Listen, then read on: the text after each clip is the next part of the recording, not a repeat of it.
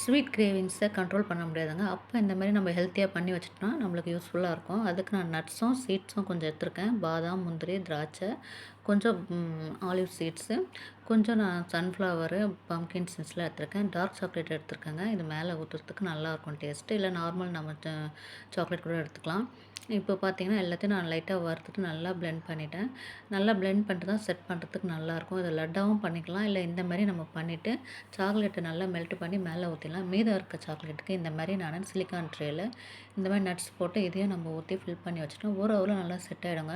இந்த மாரி நம்ம பண்ணி வச்சுட்டு, நல்லா பீஸ் போட்டு வச்சுட்டோம்னா, சின்ன சின்ன பீஸா நம்ம பண்ணி ஃப்ரிட்ஜில ஸ்டோர் பண்ணிட்டோம்னா, டெய்லி ஒரு சாக்லேட் நம்ம எடுத்து சாப்பிட்றதுக்கு பெரியவங்கலேருந்து குழந்தைங்களுக்கு நல்லா யூஸ்ஃபுல்லா இருக்குங்க. ஸ்வீட் கிரேவிங்ஸ் வரப்பலாம் இது நம்ம சாப்பிட்றப்ப எனர்ஜியா இருக்கும். இல்ல நட்ஸு, சீட்ஸ் இருக்கனால நம்மளுக்கு உடம்புக்கும் பார்த்தீங்கன்னா, ஹெல்த்துக்கும் ரொம்ப நல்லதுங்க. வெயிட்டும் ஏறாது.